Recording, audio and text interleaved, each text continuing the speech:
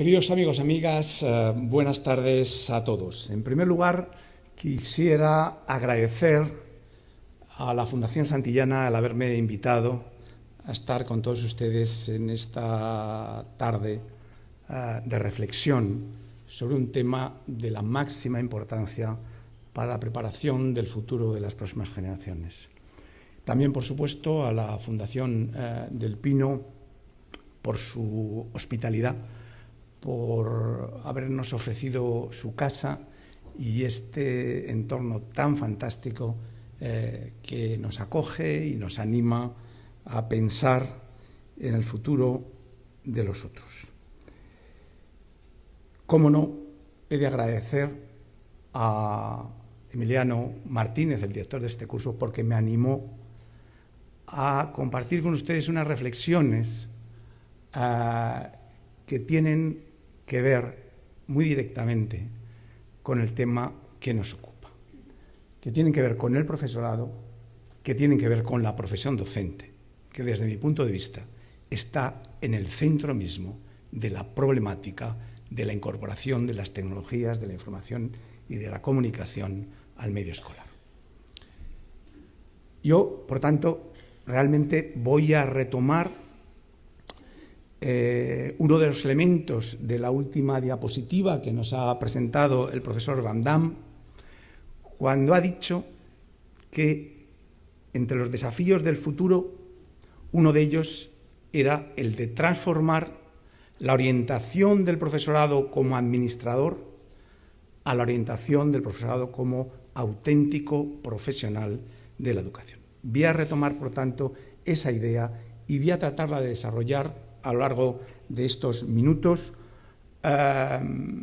incorporándola a un ecosistema conceptual que está formado por el conocimiento, por las tecnologías y por la innovación. De manera que, una vez nos hayamos acercado a la descripción de esos tres conceptos, de sus relaciones, incrustaremos en ese ecosistema conceptual la idea de profesión docente, reflexionaremos sobre ella y, propondremos algunas soluciones, algunas orientaciones de futuro.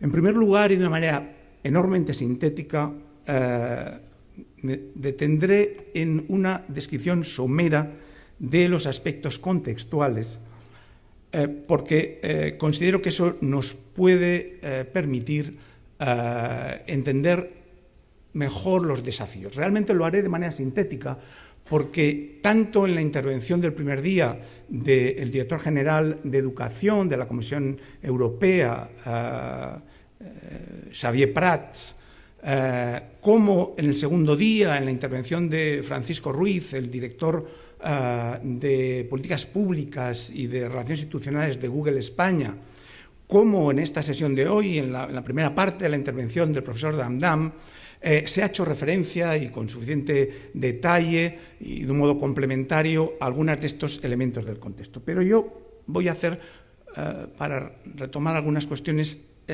una síntesis muy rápida, como flashes simplemente.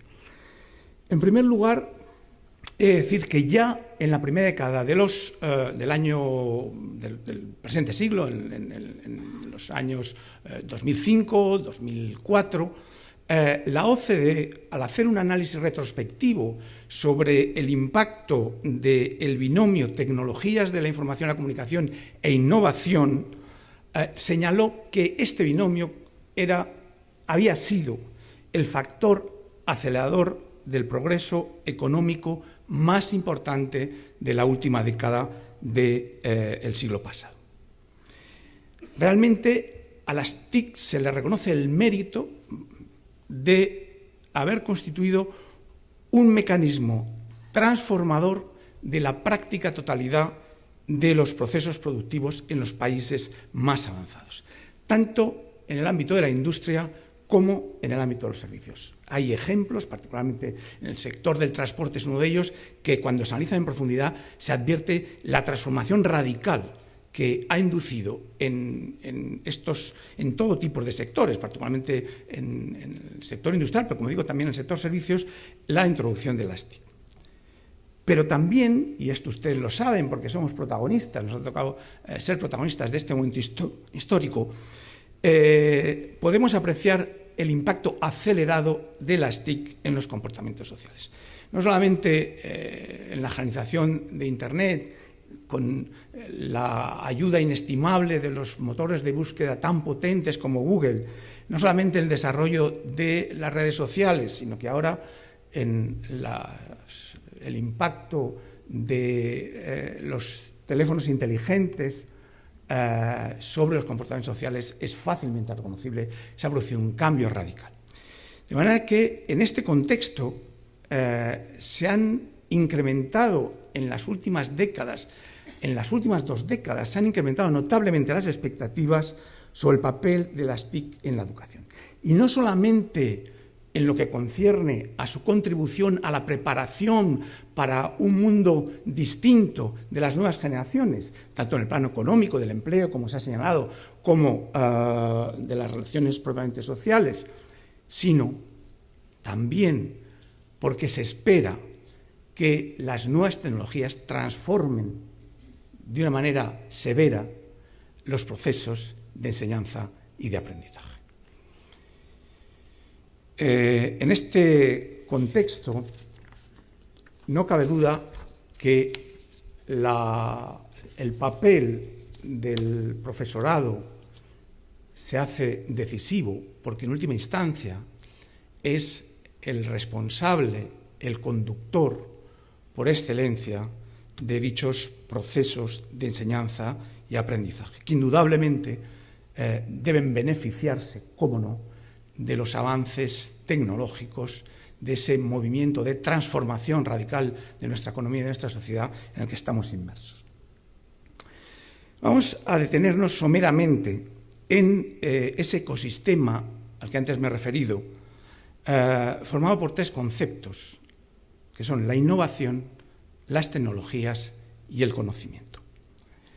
En primer lugar, he de decir que en las 2 últimas décadas se ha avanzado mucho desde la industria y los servicios a la hora de reflexionar y de caracterizar de un modo claro la noción de innovación, y he de decir que en el momento actual la innovación, como saben ustedes, innovar viene del latín innovare, que significa creación de algo nuevo. La innovación no se reduce a la pura producción de novedad. Este es un concepto limitado de innovación y, por tanto, insuficiente. Uno de los atributos esenciales que se asigna a la innovación como concepto es su efectividad. Es decir, para que una innovación pueda ser considerada como tal, ha de ser efectiva, ha de mostrar fehacientemente su impacto sobre la mejora de los procesos y, obviamente, de los resultados. En el ámbito educativo, la innovación se considera la mayor parte de las veces satisfecha con la producción de novedad. En este sentido, el concepto de buena práctica es un concepto más amplio que el de innovación, pero que lo incluye y resulta de enorme interés para promover justamente innovaciones sólidas en el sector de la educación. ¿Cuáles son las características de las buenas prácticas? ¿Cuáles son las características de este concepto que incorpora a la idea de innovación y a la vez la refuerza? Pues de conformidad con la doctrina de UNESCO, que se ha reflejado en el programa MOST de gestión de las transformaciones sociales, una buena práctica ha de reunir 4 características. En primer lugar, ha de ser innovadora, en el sentido de que desarrolle soluciones nuevas o creativas. En segundo lugar, ha de ser efectiva, es decir, ha de demostrar empíricamente un impacto positivo y tangible sobre la mejora. En tercer lugar, ha de ser sostenible, es decir, una buena práctica debe poder mantenerse en el tiempo y producir efectos duraderos. Y en tercer lugar, ha de ser replicable, es decir, ha de servir como modelo para desarrollar políticas, iniciativas o actuaciones en otros lugares y por otros profesionales. Esta idea robusta de innovación que se incluye en la noción de buena práctica es de especial interés para el ámbito educativo, habida cuenta de las características, la naturaleza, desde un punto de vista epistemológico, de la propia educación. Luego podremos volver a ello. La innovación y las TIC son dos conceptos que, aunque no son equivalentes, están relacionados entre sí mediante una suerte de bucle de relación circular, en fin de cuentas.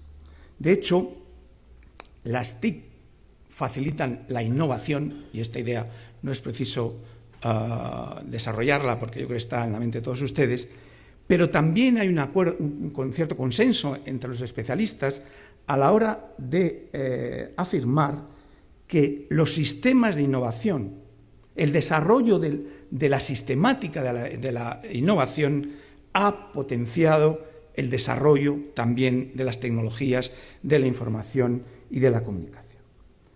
Por otra parte, la innovación nos remite a la idea, al concepto de conocimiento. Hace 2 décadas o 2 décadas y media había un cierto consenso en el sentido de afirmar que las relaciones entre conocimiento e innovación eran de tipo lineal.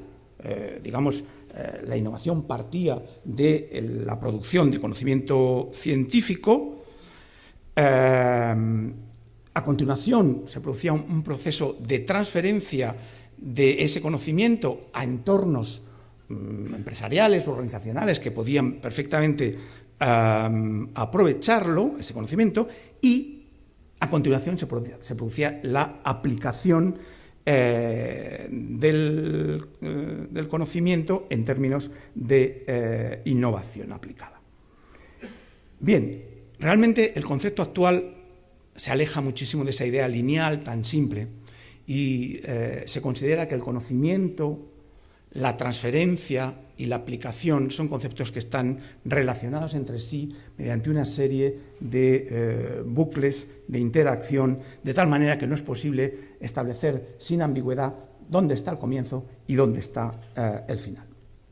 A este propósito, y por aquello de avanzar un poco en la caracterización del tipo de conocimiento que está implicado en la innovación, me referiré a una investigación que recoge Bidet en su libro Origen y evolución de los negocios. Refiriéndose a una investigación realizada en Estados Unidos sobre las startups, sobre el tipo, ya saben ustedes que son empresas que surgen para sacar partido, para aplicar una determinada innovación que ha sido establecida, y entonces la explotación comercial y económica de esa innovación pues es una startup.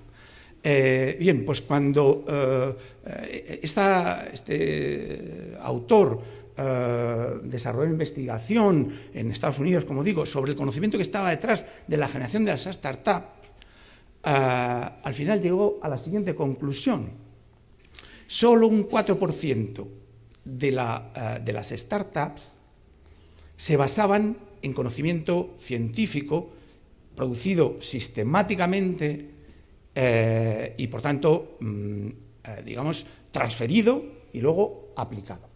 El 71% de las startups se apoyaban también en conocimiento, ¿cómo no? Pero era un conocimiento que surgía de la experiencia profesional de los socios o los componentes o los creadores de esas startups, que habían identificado un nicho de negocio sobre la base de la experiencia profesional que ellos tenían y, trasladaban ese conocimiento innovador al mundo empresarial.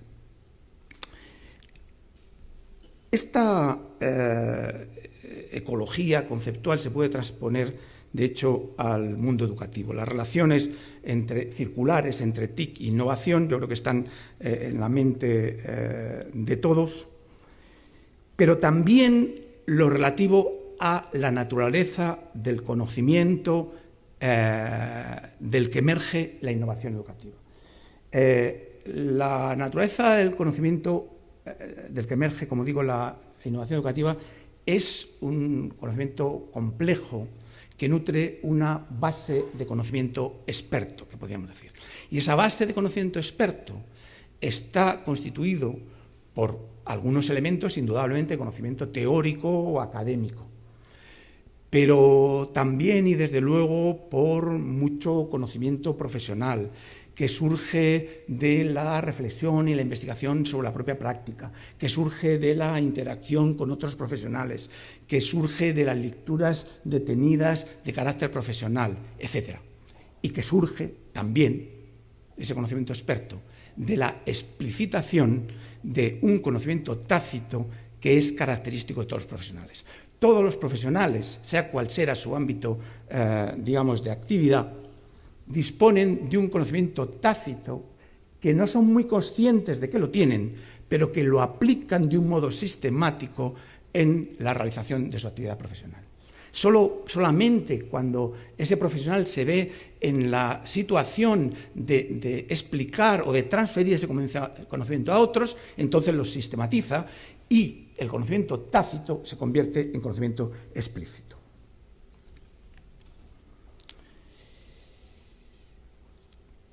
Entramos ya en esa incrustación del concepto de profesión docente, en esa ecología o ecosistema conceptual al que nos estamos refiriendo. Y para entrar, para abrir la puerta y penetrar en ese mundo, yo voy a recurrir a la definición más actualizada de profesión que conozco y que se debe, cuya autoría es atribuible al Consejo Australiano de las Profesiones. El Consejo Australiano de las Profesiones define la profesión como un grupo disciplinado de individuos que se adhiere a normas éticas, se presenta como tal ante la sociedad y es aceptado por ella como poseedor de un conocimiento específico y unas competencias organizados en un marco de aprendizaje ampliamente reconocido y derivado de la investigación, la formación y el entrenamiento a un alto nivel, y que está preparado para aplicar ese conocimiento y ejercer esas competencias en interés de otros. Por supuesto, después vendrá un análisis crítico de la profesión docente, confrontándolo con esta concepción moderna de profesión. Por supuesto, yo me referiré en mis análisis críticos a la profesión como concepto colectivo, no a los profesionales individualmente considerados. Es decir, voy a sostener la tesis de que la profesión docente es una profesión débil, lo que no significa que todos y cada uno de sus profesionales, también como tales profesionales, sean débiles. Pero entiendan ustedes que la visión es una visión de conjunto, porque en definitiva detrás está el interés de orientar las políticas del futuro.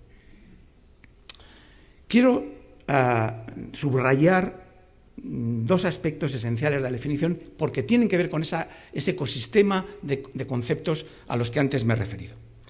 Dice que es un grupo disciplinado, pero que es aceptado por la sociedad como poseedor de un conocimiento específico y de unas competencias.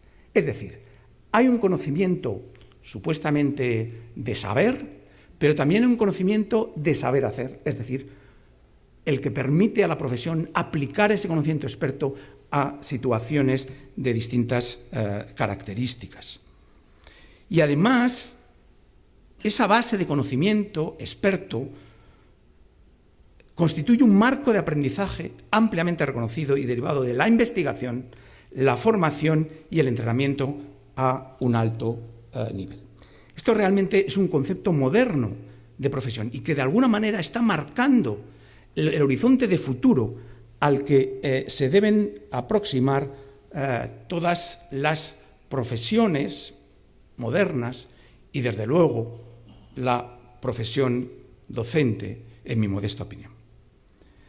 A la luz de este concepto robusto de profesión, la profesión docente, desde un punto de vista, digamos, de la gestión del conocimiento que tiene detrás, se nos presenta como una profesión débil. Es débil, en primer lugar, por la propia debilidad científica del marco teórico, por lo menos desde la óptica de los prácticos de la enseñanza. Es decir, los prácticos de la enseñanza no consideran que las aportaciones, digamos, académicas les sean de utilidad y, por tanto, con bastante frecuencia vuelven la espalda a ese tipo de conocimiento. De manera que hay una desconexión entre el conocimiento teórico, académico, y la necesidad que plantea, digamos, la actuación diaria o cotidiana en el aula.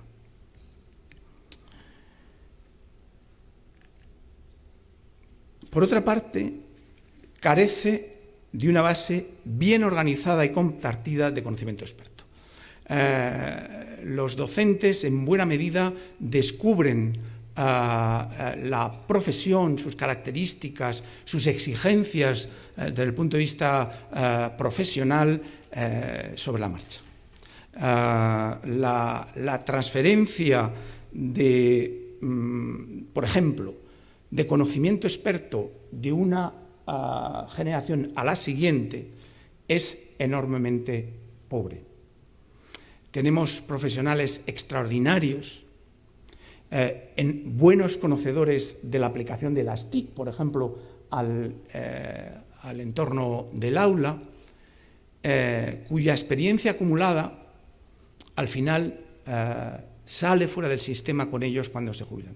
No hay un mecanismo sistemático, ordenado, de enriquecimiento de la base de conocimiento experto, de esa base de conocimiento experto en la que se tiene que apoyar toda profesión robusta. Además, hay una escasa capacidad de difusión de las innovaciones efectivas en un espacio profesional bien organizado y ampliamente compartido. Y subrayo el tema de la difusión de las innovaciones efectivas, porque es verdad, y es unas grandes potencialidades de las TIC, es verdad que a través de las redes sociales, redes profesionales, hay un gran movimiento, se está produciendo un gran movimiento de transferencia horizontal de innovaciones, pero no tenemos ninguna seguridad de que esas innovaciones sean efectivas, sino que son innovaciones, la mayor parte de las veces, en el sentido de la pura producción de novedad.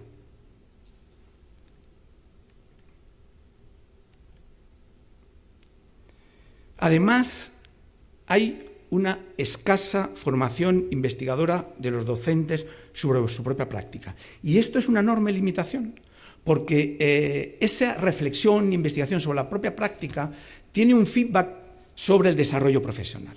De manera que si no se dispone en la profesión como tal de esas herramientas de perfeccionamiento, de mejora, realmente tendremos una gran limitación a la hora de enriquecer esa base de conocimiento experto que es imprescindible para incrementar el grado de acierto en las actuaciones profesionales.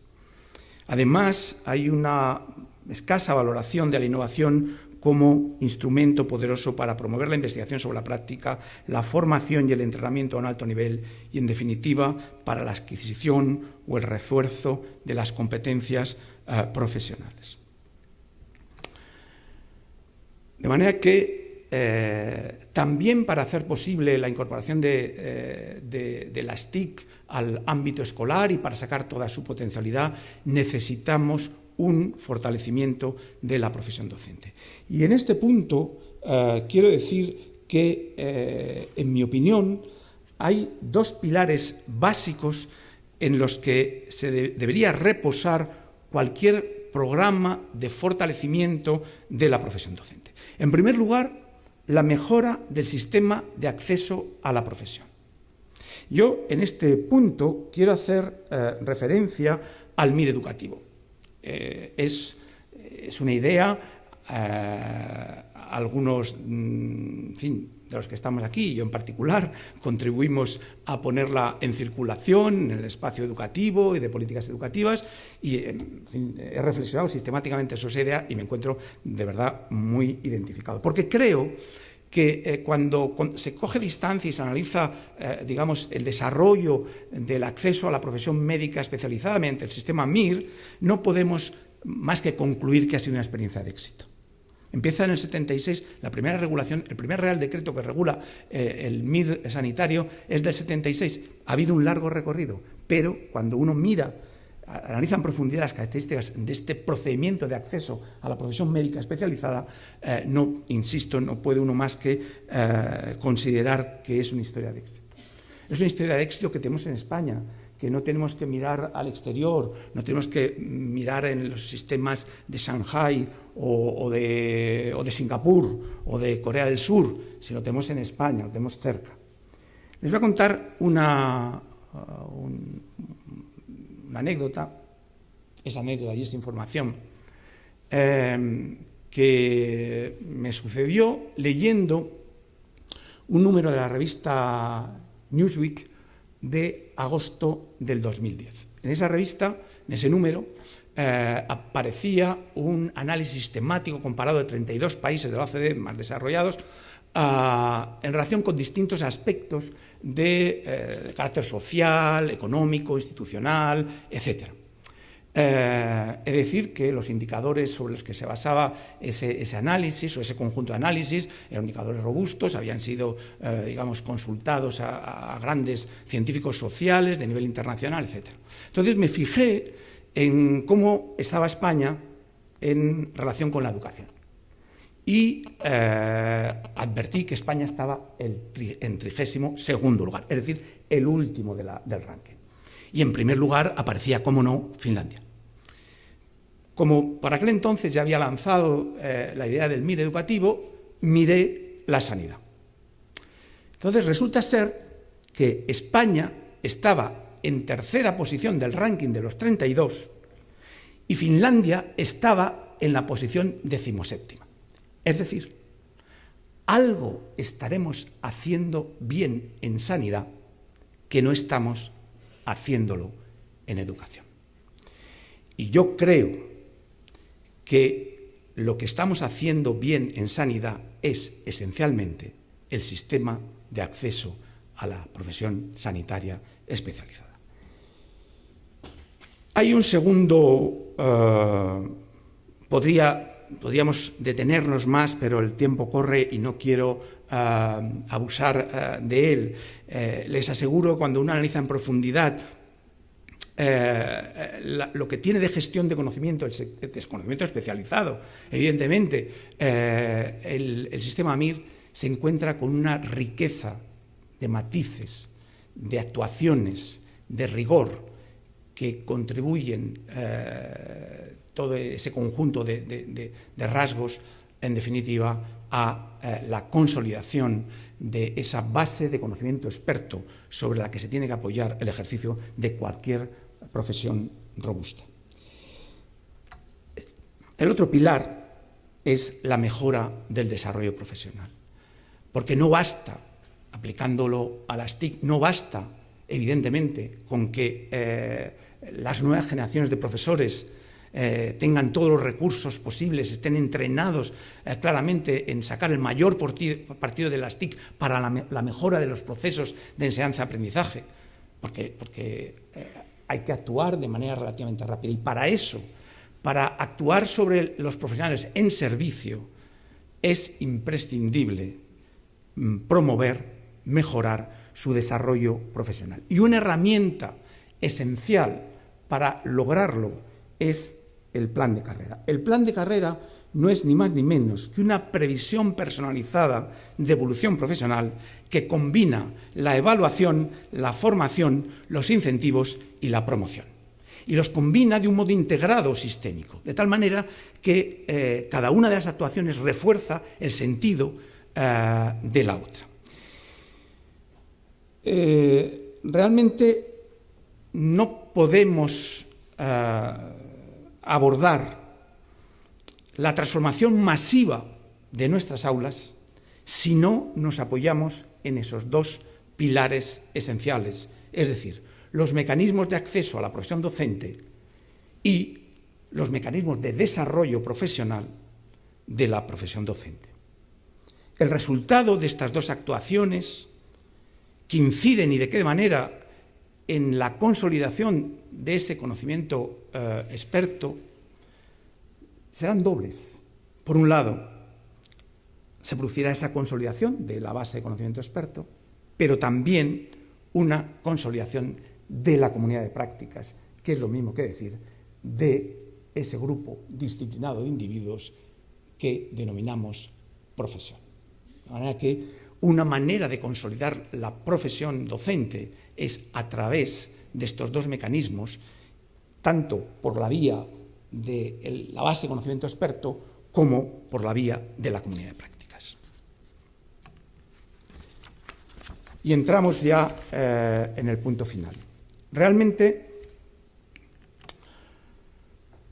la eficacia de las TIC está, desde mi punto de vista, fuertemente condicionada por el fortalecimiento de la profesión docente. Se ha dicho bastante y yo no quiero insistir mucho más en ello a lo largo de estas jornadas, que el profesor, en tanto que modulador, administrador, mediador, es una figura esencial para que las tecnologías de la información y la comunicación tengan un impacto notable sobre la mejora de los aprendizajes y, por tanto, supongan una mejora notable de la eficacia de la enseñanza. Pero quizás no puedo resistirme a la tentación de comentarles algo que deriva de una investigación reciente que ha sido publicada por el National Education Policy Center y que hace referencia al impacto de la enseñanza individualizada o enseñanza personalizada, al que se ha referido el conferenciante anterior. Bien, ustedes saben que la enseñanza personalizada es un procedimiento de enseñanza en donde al alumno se le suministra una determinada información, a continuación se pone a prueba, digamos, el grado de comprensión y de capacidad de aplicación de esa información, se le evalúa y en función del resultado de la evaluación, pues se le conduce por una secuencia de aprendizaje o por otra hasta conseguir el resultado deseado. Bien, pues la investigación a la que hace referencia este trabajo publicado en la National Education Policy Center nos revela de una manera palmaria que incluso la utilización a través de las TIC de la enseñanza personalizada está fuertemente mediada por el factor profesor. De tal modo que es sorprendente que en un sistema o método de enseñanza o programa de enseñanza soportado en el software correspondiente que prescinde del profesor, el profesor sea un factor esencial. Así es, una de las investigaciones que describe, cuyo impacto fue evaluado por la RAND Corporation, hace referencia a una aplicación para la enseñanza del álgebra que fue seguida en 75 escuelas, digamos, de secundaria inferior, middle schools, y por otras 75 escuelas de secundaria superior, es decir, high school. Bueno, al final, ¿qué se observó por parte de los evaluadores? Pues que el primer año de aplicación de estas tecnologías no daba resultados apreciables, mejores que la de enseñanza tradicional. Fue en el segundo año que se pudo advertir mejoras significativas. Cuando los investigadores miraron a ver qué es lo que pasaba, qué diferencias había entre el primero y el segundo, no había diferencias en el software era el mismo. ¿Cuál era la diferencia? Pues que los profesores habían intervenido para hacer una enseñanza mezclada, combinando esos programas de enseñanza personalizada basados en las TIC, con enseñanza más tradicional, en donde el profesor jugaba un papel de animador, de transmisor, etc. Realmente, el profesor constituye la interface decisiva en la interacción hombre-máquina en el contexto escolar. Y si reflexionamos un poco sobre el porqué de ese papel crítico del profesor, que está en la base del éxito de la aplicación de las tecnologías de la información y la comunicación en el medio escolar, podemos encontrar o formular alguna conjetura explicativa. Para ello me voy a referir a los resultados de la neurociencia.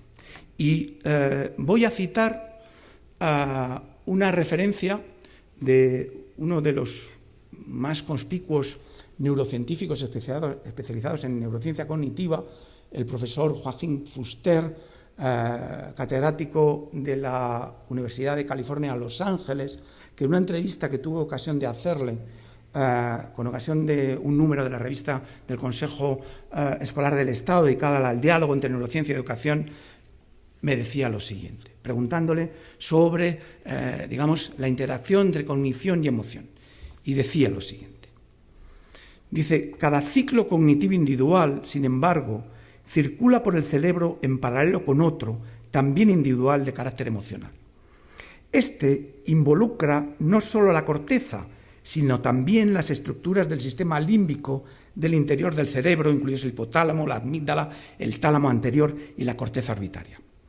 El ciclo emocional pasa por estadios semejantes a los del ciclo cognitivo e interactúa con el mismo en varios lugares del cerebro. Cuando las cosas van bien, el educador juega un papel esencialmente positivo en el ciclo cognitivo y emocional del escolar. Es más, el cognitivo se hace imprescindible para el progreso emocional y viceversa. Ciertamente, es debido al funcionamiento positivo del ciclo emocional que el ciclo cognitivo puede progresar con éxito. No hay sustituto eficaz para los signos de aprobación y de aliento, como tampoco los hay para la corrección juiciosa a tiempo. Ciertamente, esta reflexión que hace alusión a la inextricabilidad de las relaciones entre cognición y emoción nos sitúa ante la complejidad del ser humano. De manera que operar acertadamente sobre la cognición y la emoción requiere de la intervención de un profesional y de un conocimiento experto que no siempre se dispone. Es cierto que la educación opera sobre personas, sobre sujetos irrepetibles y, por tanto, tendrá siempre una dimensión de arte. Pero quiero decirles que el arte se puede transformar en conocimiento explícito, siempre y cuando haya un esfuerzo de ingeniería del conocimiento. Se puede transformar y se puede enseñar y se puede transmitir de una generación a la siguiente. Se nos ha dicho, y con esto voy terminando, se nos ha dicho que, a diferencia de esa idea, digamos, más o menos clásica de la innovación que está orientada a la mejora, la innovación como una actividad humana orientada a la mejora, la innovación vinculada a las TIC en educación se orienta a la transformación radical de los procesos de enseñanza y de aprendizaje. Yo les puedo decir que no conseguiremos esa transformación radical de los procesos de enseñanza y aprendizaje a través de las TIC si no generamos un cambio de paradigma en lo que concierne a la profesión docente. Y termino diciendo y expresando mi confianza, que ya me gustaría que fuese una predicción, mi confianza en que en la próxima legislatura la gran reforma educativa de nuestro país sea la reforma de la ordenación general de la profesión docente. Tenemos argumentos racionales y empíricos suficientes como para alimentar esa esperanza. En primer lugar, desde el punto de vista de las evidencias empíricas. Sabemos que el profesor, la variable profesor, es la variable crítica por excelencia de la calidad de la enseñanza. Los organismos internacionales son conscientes del carácter crítico y desde principios del presente siglo, primero la OCDE, a continuación UNESCO, después a continuación la Comisión Europea, después UNESCO, después el Banco Mundial, después la OII, etcétera, están poniendo el acento en la importancia de las políticas basadas en el profesorado. Ese es otro elemento de evidencia empírica claro. Pero es que además, ya desde un punto de vista político, los programas electorales de los dos principales partidos políticos y de alguno más, como puede ser UPyD, han recogido expresamente la referencia a un proceso de transformación de los modos de acceso a la profesión docente a través del MIR educativo. Luego, por tanto, no es ingenuo pensar en que en la próxima legislatura la transformación de ese paradigma burocrático que es el actualmente vigente de la profesión docente pueda derivar en un paradigma postburocrático que es el que verdaderamente necesitamos para preparar el futuro y acertar en la aplicación de las TIC a la enseñanza. Muchas gracias.